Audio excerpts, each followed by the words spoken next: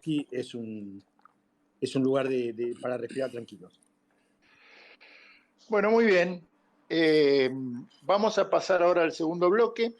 Tenemos ya con micrófono a nuestro próximo invitado, que es el diputado nacional por la provincia de San Luis, Alejandro Cacase, que además es magíster en economía, es profesor de Derecho Constitucional, es una persona muy joven y le damos la bienvenida. Alejandro, bienvenido, buenas noches.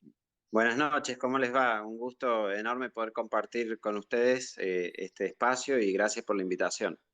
No, bueno, gracias a vos por tener la voluntad de participar y le voy a dejar a Elmo, que fue un poco quien te convocó, que arranque con las primeras preguntas. ¿Qué tal, Alejandro? ¿Cómo estás? Muy bien, muy bien. Ahí venía escuchando un poco la charla que tenían con Roberto, que planteó también temas muy interesantes para conversar. Bueno, y mi primera pregunta venía un poquito en relación a eso, porque vos presentaste hace un mes un proyecto de ley para dolarizar la economía, que te llevó, bueno, algunas críticas internas que más tarde vamos a tocar. ¿Por qué hay que dolarizar la economía? ¿Y cómo lo haríamos? Claro, la respuesta de por qué hay que dolarizar la economía viene a partir de analizar la teoría monetaria en sí, por un lado, las experiencias de estabilización de otros países y sobre todo los países de nuestra región, y sobre todo la historia argentina y la historia monetaria argentina, que es muy relevante para poder determinar por qué necesitamos un cambio del régimen monetario como la dolarización. Nuestra historia monetaria está caracterizada, y esto lo saben todos, digamos, lo podemos comprobar en los datos, pero está caracterizada por tener inflación, devaluación, más inflación, pérdida de 13 ceros de la moneda, cambio constante del signo monetario. Es decir, nunca hemos sido capaces en la historia argentina de gestionar efectivamente una moneda. Durante el siglo XX tuvimos una inflación promedio anual de 105%, es decir, de 3 dígitos. Creamos un banco central para controlar la inflación y hay más inflación desde que existe Banco Central que antes de que hubiera Banco Central. Curiosamente, las dos únicas experiencias que tuvimos de estabilidad de precios en nuestro país fue cuando atamos la cotización de nuestra moneda a una moneda extranjera. Primero con la caja de conversión de fines del siglo XIX y después de la crisis de 1890 con Pellegrini y después la convertibilidad de los 90. Es decir, todo esto habla de un país cuyas instituciones no han sabido gestionar una moneda y a partir de lo cual se genera, por supuesto, una memoria inflacionaria por parte de la ciudadanía y una certeza de que la moneda va a perder su valor. Es decir, en su momento para estabilizar creamos el austral, después destruimos el austral, después creamos el peso para reemplazar el austral y ahora destruimos el peso. Es decir, ya la ciudadanía anticipa que va a haber esta inflación, devaluación constante, y a partir de eso Argentina tiene un severo problema de sustitución de moneda. Es decir, como no hay confianza en que la moneda local cumpla con las funciones que debe cumplir, que es la de ser unidad de cuenta, la de ser red, sobre todo la de cumplir como reserva de valor, es decir, a nadie se le ocurre acá que puede ahorrar en pesos y preservar su valor, porque ya hemos visto que perdemos 7% en un solo mes del valor de nuestra moneda. Sí. Entonces ya tenemos un problema de sustitución de moneda. Cuando se cambia la moneda local por una moneda de reserva, es decir, en nuestro caso se cambia el peso por los dólares, la situación que vemos cuando alguien cobra un salario y quiere comprar los $200 de ahorro, o si no puede va y lo compra al blue, es decir, el dolarizarse como forma de preservar el valor de los ahorros ya lleva a una dolarización de facto altísima que la Argentina tiene. Cuando uno tiene ese problema de dolarización de facto, no, ya la autonomía monetaria que tiene es muy limitada. Y esto lo digo porque una de las objeciones típicas a la presentación del proyecto fue: no, esto es una entrega de la soberanía, es vender la patria, es perder autonomía. No se puede perder lo que no se tiene. ¿Sí? Pero aparte, digo, la gente lo que quiere es que le alcance la plata y poco le importa la soberanía. No, ahora, por supuesto, la soberanía para el ciudadano está en tener una moneda que sepa que lo que tiene en el bolsillo no se le está quemando día a día. Ese es el principal valor y por eso la inflación es la preocupación número uno de los ciudadanos hoy. Alejandro, vos sos diputado por la UCR. Cuando presentaste el proyecto, Gerardo Morales te criticó fuertemente. Sí, porque creo que acá hay dos problemas. Primero es el prejuicio, es decir, se escucha la palabra dólar y genera prejuicio porque se entiende que es una cuestión como ideológica, una cuestión de adhesión con Estados Unidos y nada más lejos de eso. Es decir, primero que ni siquiera probablemente acordaría Estados Unidos con el proceso de dolarización, lo que plantea un proceso de dolarización unilateral como han hecho otros países. Segundo, que dolarización implica adoptar una moneda extranjera como moneda oficial en nuestro país. La verdad que se podría hacer con el euro, con el yen, con el yuan, con el real, con otras monedas. Elegí el dólar en el proyecto porque los argentinos ya han elegido el dólar. Y es la claro, los argentinos tenemos un nivel de adopción cultural del dólar enorme. El comercio internacional se maneja principalmente en dólares. Los argentinos tienen 400.000 millones de dólares en tenencias de billetes de dólar. Es decir, ya tenemos una adopción del dólar que hace posible que sea ese el dólar de los Estados Unidos de América el que se elija para hacer la dolarización. Pero en verdad Ahora, Alejandro, ¿y por qué crees que fue tan duro Morales, que directamente dijo que el proyecto era payasesco? Porque esto que digo, porque hay un prejuicio de creer que es una cuestión ideologizada. Y en verdad coincido con algo que dijo Roberto en la parte anterior, en el bloque anterior, que dice la dolarización es una cuestión técnica. Es decir, uno tiene que, cuando aborda un problema monetario, uno tiene que ver qué régimen monetario adopta. Y dentro del régimen monetario puede haber de tipos de cambio flotante, tipos de cambio fijo, y obviamente esto es lo más extremo como solución técnica, que es abandonar la moneda local en favor de una moneda de reserva, pero es eso, es una solución técnica, no una disposición ideológica. El otro problema que yo veo que por ahí hay, no solo con Morales, sino con muchos otros, de que los políticos nos pasamos en los medios quejándonos del precio del tomate o cuánto dio el IPC del mes pasado o lo que salió la encuesta permanente de hogares del INDEC, pero nosotros nos han elegido para dar soluciones, no estamos para ser comentaristas del problema, porque que la inflación es terrible, que se está acelerando y que es un problema que ni este gobierno ni el anterior ha resuelto, lo sabe todo el mundo. A nosotros lo que nos han elegido es para poder dar soluciones a eso, y lo que yo he hecho es proponer una solución que por supuesto se puede discrepar, se puede ver en la implementación cómo mejor hacerlo, pero fíjate que el revuelo que se generó, entre otras cosas, es porque el problema en Argentina es fenomenal, porque digamos, en un país que tiene moneda y que no tiene inflación, vos presentás un proyecto sobre reforma monetaria y como mucho lográs un seminario en una universidad. Pero acá yo presenté el proyecto de dolarización y hubo un impacto sobre 5 millones de cuentas de redes sociales que tuvieron conversación sobre esto a fines de marzo y principios de abril, pero porque el problema de falta de moneda en Argentina es monumental y eso es lo que ha generado interés, porque Alejandro, hay una que pasan los distintos gobiernos y el problema no hace más que agravarse. Alejandro, ¿cómo andás, Captain? ¿Sabes lo que no me termina de quedar claro y te llevo ya al lado político entero? ¿Cuál es la ideología de la UCR hoy? A ver, la verdad que los partidos en Argentina no han tenido una definición ideológica muy estricta. Yo creo que ha habido una construcción muy movimentista de los partidos. Es decir, en su momento el radicalismo incluyó a las clases medias, fue una pelea contra el régimen conservador de su momento, cuando fue sus comienzos con Alem y Irigoyen, fue la incorporación también de esa gran masa de inmigrantes que llegaban a la Argentina y pasaban a ser los trabajadores dentro de nuestro sistema.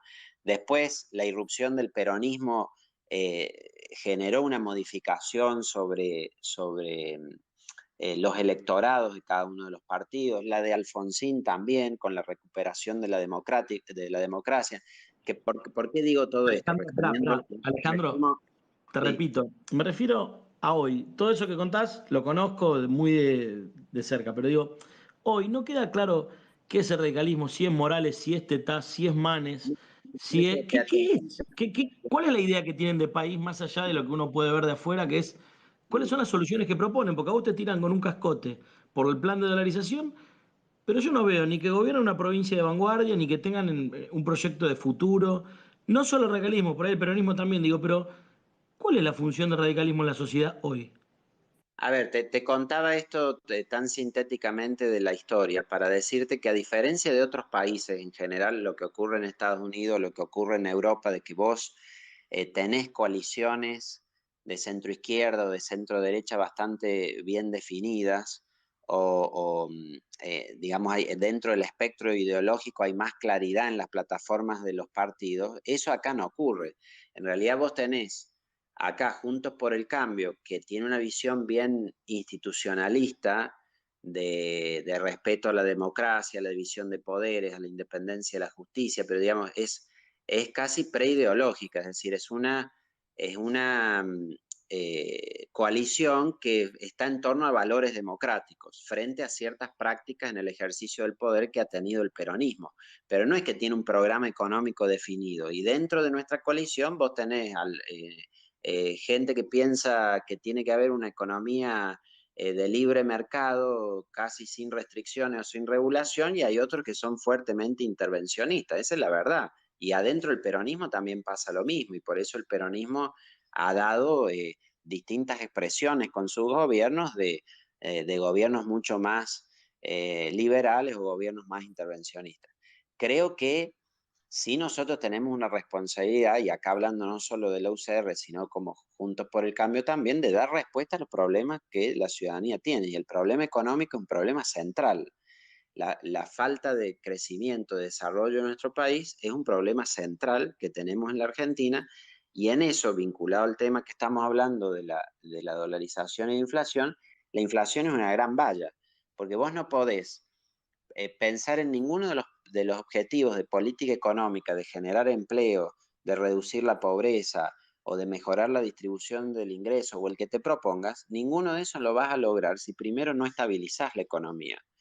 Porque hay un efecto de la inflación que es obvio, evidente, que es devorarnos el poder adquisitivo de nuestros ingresos. Eso todos lo percibimos.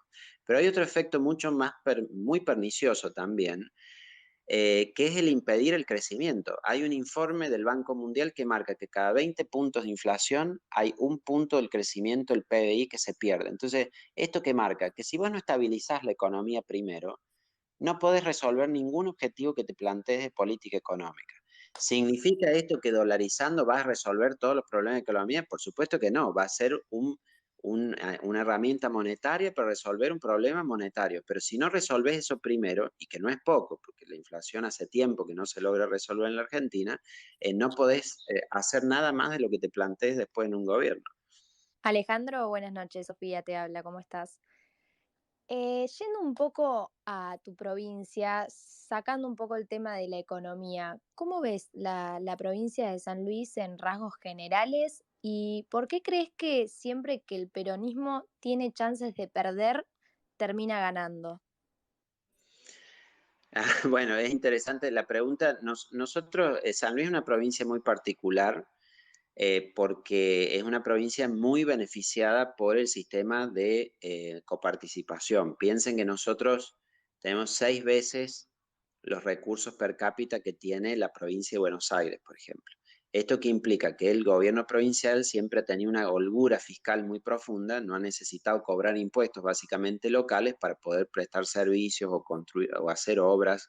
Es como un estado petrolero de la coparticipación, nuestra provincia. Si tenemos muchos recursos externos, sin necesidad de cobrar impuestos, lo cual hay un largo análisis de la ciencia política en esto, de cómo de alguna manera se quiebra el contrato fiscal cuando no está esta relación entre el ciudadano que paga y exige y el gobierno que presta servicio, porque si no, no puede recaudar impuestos para funcionar. San Luis tiene un funcionamiento distinto a partir del tema de coparticipación. Es uno de los elementos que ha permitido que una misma familia esté en el poder 40 años consecutivos, desde 1983 hasta el 2023, que terminará su mandato Alberto Rodríguez Sá. Esto de que se estuvo por perder pero gana, en verdad no es exactamente así. Ocurrió en el año 2017, que habíamos nosotros ganado las elecciones primarias y después perdimos las elecciones generales. Pero después, en el año 2019 y en el año 2021, En ambas ocasiones perdió el peronismo las elecciones nacionales.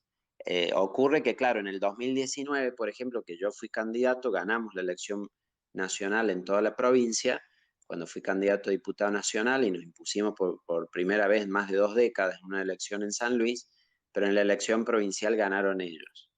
Y en la de 2021 volvieron a perder ellos. Es decir, que tenemos una posibilidad de alternancia ahí muy fuerte en realidad hacia el 2023. Es muy competitivo, la diferencia en la última elección fue por 0,6%, si no llegó ni a un punto. Por lo cual es muy competitivo y es un final abierto de cara al 2023, pero ha cambiado drásticamente en lo electoral respecto de cómo era antes la provincia. Alejandro, Facundo Landivasoy, ¿cómo estás?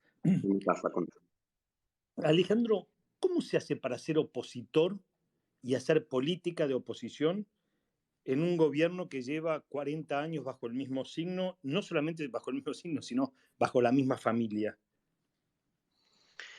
Bueno, acá es un poco lo que te decía, de que a veces eso lleva también a que los planteos de la oposición son casi preideológicos. Es decir, en San Luis, antes que discutir política pública, tenés que discutir que haya una democracia consolidada. Claro. Porque es una provincia donde, por ejemplo, a los jueces se les hacía firmar la renuncia anticipada. Tenían que ir a la Casa de Gobierno, firmar la renuncia, para que si después el gobernador no estaba de acuerdo con lo que hacían, ya tenía la renuncia firmada y los echaba, para darte un ejemplo. Claro. Entonces, hay ciertos temas básicos de cómo debe funcionar una democracia en cuanto a que haya una representación política equilibrada, en cuanto a que la justicia funcione de manera independiente, en cuanto a que tengas un régimen municipal autónomo, gobiernos locales autónomos, porque así como te decía recién que la provincia es muy rica, te encontrás que entre los 68 municipios que tiene la provincia, solo tienen el 8%, en conjunto todos, solo tienen el 8% el total de los recursos provinciales. Entonces son municipios muy pobres, ¿no? Y a partir de la pobreza de recursos que tienen, no tienen ninguna autonomía. Y eso hace que el poder central en la provincia termine siendo el único y el más fuerte. Claro. Entonces, de algún modo, cuando se da esta discusión, la oposición lo que tiene que, antes que discutir las políticas de salud, educación, de obra pública, de desarrollo en la provincia, tiene que decir, bueno, acá necesitamos que haya una democracia que funcione y que al menos tenga alternancia, que no pueda haber 40 años una misma familia en el gobierno. Es como empezar a discutir cuestiones de la prepolítica, incluso, ¿no? Claro, de cómo mantener un sistema un poco más democrático. Sí, eso yo lo noto mucho cuando ves los temas de agenda y discusión que hay a nivel nacional y que se discuten en los medios de Buenos Aires y demás, y lo que nos pasa en San Luis. Es como que estamos en un estadio más atrás, Claro. donde Sí, todavía no hemos consolidado la democracia y necesitamos hacer eso para poder darnos después otros debates que tengan que ver con el crecimiento y desarrollo de la provincia hacia el futuro. Alejandro, buenas noches, te saluda Pasante del Mossad.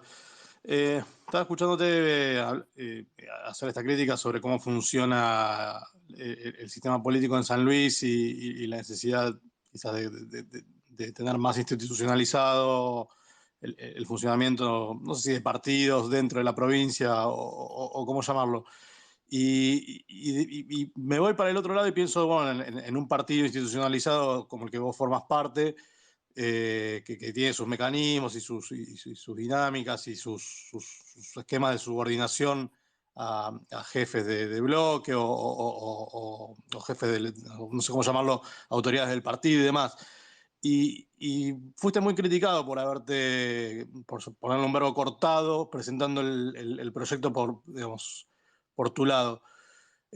¿Cómo pensás que se resuelve esa tensión entre tener todo, digamos, institucionalizado y al mismo tiempo tener ciertos grados de libertad sin llegar a caer en un panorama de desinstitucionalización? No me sale la palabra. Sí, es muy buena la pregunta que haces, porque la estructura de nuestro partido es del siglo XIX.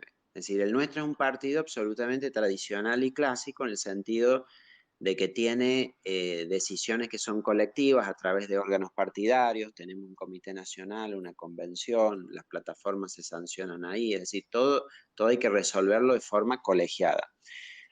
Claro, para cómo funcionaba la política antes, eso estaba muy bien. Hoy la política tiene otros tiempos de mucha mayor celeridad. Esto lo hablaba muy bien Sartori cuando habla del homo videns y la videopolítica. Dice, a partir de la irrupción de la televisión y hoy con las redes, puede cualquier persona rápidamente estar proponiendo ideas, y esto vemos estos fenómenos claramente acá en Argentina y en el resto del mundo, de cómo inclusive personas que son outsiders al sistema de partidos pueden crecer muy rápido en la consideración popular porque tienen la capacidad de hablarle directamente a la población y no tan intermediado a partir de todas estas organizaciones partidarias. Yo creo que de alguna manera debemos modernizarnos un poco para tener más agilidad, tanto en la UCR como en Juntos por el Cambio, pero sobre todo debemos dar los debates. El equilibrio está ahí, en dar los debates. Es decir, si yo planteé lo de la dolarización, fíjate, hoy hubo una reunión de la mesa de Juntos por el Cambio esta tarde y sacaron un manual o reglamento de buenas prácticas. En uno de los artículos dice, si se van a presentar proyectos de política fiscal o política monetaria o reforma económica, tienen que ser consistentes con lo que piensa todo el espacio y hay que presentarlos al bloque y a la mesa y a no sé quién más antes de poder presentarlos a la ciudadanía. Lo leí y obviamente dije, esta es la cláusula antidolarización. Claro. Está hecha a medida del proyecto que yo hice. Pero no hay que... me parece que es una mala respuesta esa que toma el frente, porque lo que debe hacer no es prohibir la presentación de proyectos, lo que debe hacer es generar el espacio y el ámbito de debate. Por ejemplo, en este tema, si hoy la inflación es la principal preocupación ciudadana, la manifiestan entre su preocupación el 80% de los ciudadanos, lo que Juntos por el Cambio tiene que hacer hoy ya es convocar a todos los diputados que trabajamos en el tema, a los economistas que tenga también los distintos partidos trabajando en el tema y decir, che, por favor, júntense todos y hagan una propuesta sobre cómo vamos a resolver este problema. Porque además acá hay un tema político sustancial. Nuestro gobierno fracasó en resolverlo. Si Macri cuando llegó al poder dijo, no, esto de la inflación es re fácil, en 6 meses yo lo resuelvo y no hay más inflación, y se fue con el 53% de inflación. Entonces, si nosotros desde Juntos por el Cambio no damos respuesta a eso, si llegamos al 2023 y nuestra plataforma no tiene respuesta a eso porque no tenemos programa económico para estabilizar y nos vamos a convertir en una nueva decepción, aún ganando la elección. Y eso es lo que yo creo que no debe pasar. Para que no pase, tiene que el frente generar un espacio de debate y eso es lo que no hay. Es decir, cuando Morales salga... Alejandro, perdóname, ¿cómo ves vos que se amplíe el espacio Juntos por el Cambio, particularmente por la polémica surgida hoy en torno a Milei? Yo lo veo bien que se amplíe el espacio Juntos por el Cambio, porque me parece que, como te decía, lo que tienen en común Juntos por el Cambio es una visión institucional que es muy diferente, sin duda, a la del kirchnerismo, la del Frente de Todos. Tiene también determinadas convicciones sobre temas de derechos individuales, que deben ser respetadas por quienes se incorporen a la coalición. Y en ese sentido, lo que hoy dijo la mesa de Juntos por el Cambio en cuanto a la integridad del espacio me parece razonable. ¿Qué quiero decir con esto? Que si otra fuerza se incorpora, tiene que ser con la aceptación de las fuerzas que ya están, desde luego. No puede ser que unas acepten, otras no, y tiene que haber aceptación de todos. Pero yo veo bien que se amplíe, porque me parece que la ampliación es una forma de darle mayor volumen a nuestro espacio. Y lo que nosotros no debemos hacer en ningún caso es plantear vetos en términos personales, porque acá es un debate de ideas que se debe dar. Entonces, a mí no me preocupa el nombre de uno u otro dirigente, a mí lo que me preocupa es que tengamos los espacios dentro de Juntos por el Cambio donde debatamos qué vamos a hacer en cada área si somos gobierno. Y en el tema económico hoy no hay propuesta. Todos te dicen, vamos a tener un programa, vamos a hacer un plan, están trabajando en un plan, no lo conoce nadie. Yo creo que ese plan tiene que realizarse, y eso no puede ser hecho de otra manera que con el debate colectivo como fuerza política. Entonces, la respuesta nunca puede ser ni vetar ni prohibir el debate. Lo que debe ser es estimularlo y generar a partir de eso una respuesta. Alejandro, hablando de debate, uno de los puntos centrales en el debate por el fondo fue cuando terminaste tu exposición y Martín Tetaz te dijo algo así como, me emocionaste, boludo. Fue como, claro, Sí. fue como un momento heavy, pero interesante, porque también todos esos cambios en la política me parece que son piolas. La segunda Sí, parte de la misma pregunta. porque, claro, yo había hecho la intervención en la comisión, que fue una intervención extensa, como unos 20 minutos, y cuando termino había dejado abierto el micrófono. Y Martín se paró y dijo eso. La verdad que trabajamos espectacularmente bien con Martín Tetaz, estamos juntos en el bloque, y él es un economista que además es muy gráfico para comunicar, es un excelente divulgador, así que ha sido una enorme incorporación que hemos tenido en Evolución y en Juntos por el Cambio. Así que para mí también. Ha sido un gran aporte y fue muy importante en la elección en Cava también. Pero siguiendo en esta misma línea, ¿cómo sigue Evolución dentro del radicalismo? Bueno, Evolución es parte del radicalismo, porque Evolución es un sector interno de la Unión Cívica Radical. Ahora, de hecho, el 7 de mayo vamos a tener en Santa Fe un lanzamiento nacional del espacio, porque a veces se piensa que Evolución es solo de la ciudad de Buenos Aires. Obviamente acá está Martín Lustó, que es referente central del espacio, pero Evolución en verdad tiene participación en todas las provincias del país. Somos 12 diputados nacionales, 2 senadores nacionales, tiene intendentes en distintas ciudades del país. Entonces somos un espacio interno del partido, que es un espacio renovador dentro de la Unión Cívica Radical. Hay una tradición fuerte en el partido de esto de las líneas internas, como sabés, hay otra que es la que conduce Morales y Negri, y bueno, tenemos nuestros debates. Claro. Pero busca dar la discusión dentro del partido Evolución, siempre dentro del UCR y desde luego dentro de Juntos por el Cambio. Alejandro, ¿seguí, Facundo? No, voy yo. Alejandro, tengo un par de preguntas de la audiencia. ¿Te las puedo formular? Sí, por ahí son temas internos de San Luis y no sé dónde nos estamos metiendo, pero bueno, yo no voy a nombrar quién las hizo y vos me dirás, no, de eso no se habla. No hay problema, no hay problema. Así que voy con las preguntas de la audiencia. Una es, ¿qué pasa con las familias que ya hicieron sus mini feudos dentro de San Luis? Y me habla de un caso de Nueva Galia, no voy a dar el apellido. Si hay una forma de impedir que eso siga sucediendo. ¿Conocés el caso de lo que hablan?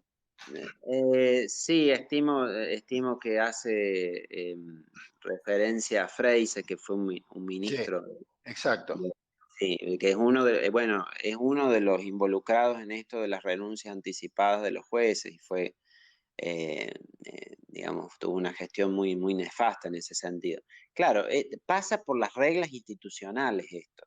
Es decir, yo creo que algo que no puede haber es tanta reelección. San Luis, cuando Rodríguez reformó la Constitución, estableció la reelección indefinida. Entonces, claro, uno de los hermanos ha sido 5 veces gobernador, el otro ha sido 4 veces gobernador, y claro, y para abajo los intendentes quieren hacer lo mismo en su pueblo y quedarse para toda la vida. Me parece que en esto hay que ir a la sabiduría. Alberdi era muy sabio cuando diseñó la Constitución de 1853 para el país, y dijo, hay que darle el poder ejecutivo poder, pero hay que dárselo a través de una constitución, ilimitado en el tiempo, porque sabía que la tentación hegemónica era muy fuerte. Si quien maneja todo ese poder en el Ejecutivo se puede quedar mucho tiempo y va a buscar quedarse, y después la alternancia se va a volver imposible, porque manejan recursos del Estado, inclinan la cancha, se pierde la competitividad electoral y se quedan. Entonces, esas disposiciones, como la reelección indefinida, no pueden estar. Por eso es que creo que las constituciones que siguieron esa línea de Alberdi, como son las de Mendoza o Santa Fe, que son las provincias que aún no tienen reelección, vos fíjate que son las que tienen mayor salud institucional. Los gobernadores cambian, aunque sea el mismo partido, por ahí es otra persona y ya es distinto. En cambio, donde se eternizan los mismos en el poder, ves todas instituciones de mala calidad. Y eso hay que cambiarlo a nivel de las provincias y a nivel de los municipios. bien. Alejandro, Totalmente. estoy muy de acuerdo con lo que decís. Lo que siempre me cuesta ver es, y estoy de acuerdo, pero ¿por qué el radicalismo no tiene la misma mirada con Pose en San Isidro, por ejemplo? Creo que hay que, si bien yo, digamos, no soy de la provincia de Buenos Aires y no conozco la realidad local, creo que hay que tener la misma mirada en todos lados. Es decir, en ningún lado es bueno que las reelecciones y sobre todo en los cargos ejecutivos no tengan límites. Me parece que llevan a esto que te marcaba antes. Alejandro, pero hubo un gobernador que no era de la familia Rodríguez Sá en el medio, o yo estoy equivocado. No, es un caso particular porque estás haciendo referencia a Claudio Poggi. Ajá, Él fue de ministro, diputado, todo con los Rodríguez Sá y militó siempre con ellos y fue gobernador bajo su fuerza política, fue claro. gobernador del PJ con los Rodríguez Sá, puesto por ellos como candidatos, pero él luego se peleó con ellos y ahora ha pasado a estar en la oposición. Está bien. Bueno, la otra pregunta es si hay previsto capacitar fiscales para el año que viene. No sé a qué viene esto. ¿Qué pasa? ¿Fallaron los Sí. fiscales en San Luis? No, pero va a haber capacitación porque obviamente que es muy peleado eso siempre, muy peleado, así que desde luego siempre se hacen las capacitaciones para los fiscales porque es necesario tener en cada mesa a alguien sentado para defender los votos. Como te digo, la última elección se decidió por 0,6% del padrón, así que no se puede perder ni un voto y eso exige tener un nivel de control enorme. Como sabes, hemos pedido hoy además una sesión especial para la semana que viene para tratar el tema de boleta única, que nosotros creemos que esto ayudaría muchísimo a la fiscalización porque quitaría, no solo que ahorraría costos de impresión de las boletas, porque es una boleta para todos los partidos, sino que impide el robo de boletas, porque estarías robando la boleta que es de todos, y eso disminuiría los esfuerzos de fiscalización drásticamente en todo el país. Así que espero tengamos éxito con esta Ojalá, y la logremos. ojalá. Acá somos muy impulsores de eso y en Santa Fe, que yo soy santafesino, funciona muy, muy bien. Bueno, Claro, me yo en quedan dos. Santa Fe fui Sí, observador electoral una vez y la verdad que era extraordinario. El sistema además lo no, es tiene maravilloso. a dar libertad para elegir en cada cargo, me parece que funciona muy bien. Es muy bueno. Dos preguntitas más y después le doy al panel, no sé quién sigue, pero ¿se presentaron en San Luis denuncias sobre temas de obra pública? Sí, porque históricamente el tema de la obra pública ha habido corrupción. Y era la corrupción no necesariamente por el sobreprecio, pero sí por el déficit en la calidad de la obra. Pero obviamente hubo mucha corrupción con la obra pública y hubo corrupción también con la promoción industrial. Porque como sabes, San Luis fue Totalmente. beneficiaria de promoción industrial y como las empresas que se instalaban ahí no pagaban ni IVA ni ganancias, algunas se instalaban realmente y otras es lo que le llamaban las fábricas con rueditas. Les daban el decreto, habilitaban un galpón ahí, pero ni siquiera estaban y en realidad lo que se estaba haciendo era una maniobra de corrupción que le costó además al Estado argentino muchísima plata. Bueno, y la última del público, que el público quiere saber, es si te vas a presentar como candidato a senador por San Luis. Está ansioso el público porque Sí, estamos en 2022 y vamos para el 23. Mira, estoy sí, haciendo pero vos una, en el pecho lo debes tener ya, ¿o no? sí, estoy haciendo una tarea en el Congreso que creo que es valiosa. Me gusta además mucho esta tarea legislativa. Yo fui antes diputado provincial en San Luis, pero ahora digamos, por ahí muchas veces han venido diputados de San Luis que no han logrado insertarse acá en el tema de los medios, en la discusión parlamentaria, y la verdad que el que haya un puntano que le toca ser miembro informante de varios de los proyectos importantes todo el tiempo y demás, me parece que es algo valioso.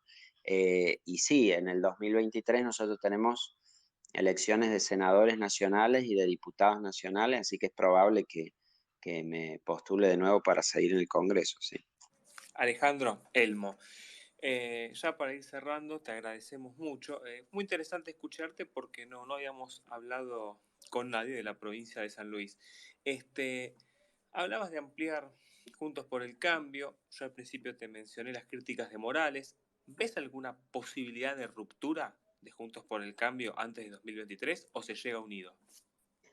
Yo creo que vamos a llegar unidos, tengo mucha confianza en eso. Está sólido institucionalmente el frente, porque hay muy buena relación que se ha gestado en distintas provincias, también a nivel nacional entre los partidos. Lo que sí creo es que no ayuda el ser tan altisonante ni menos agresivo para con los demás. Es decir, es claro que el radicalismo tiene una tradición determinada, el PRO tiene otra conformación, la coalición cívica otro, cada uno tiene sus historias, sus formas de liderazgo, sus formas de decisión. Entonces me parece que debe primar el respeto al otro y entenderlo al otro, no esto de agredir. Y veo por ahí entre la dirigencia y inclusive entre los principales líderes del espacio agresiones absolutamente innecesarias y eso deteriora. Entonces creo que hay que tratar de evitar eso y por el contrario trabajar más en entenderse y en el respeto mutuo. Y eso es lo que yo busco hacer eso y comparto todo el tiempo con mis pares del PRO, de la coalición cívica y nos llevamos muy bien.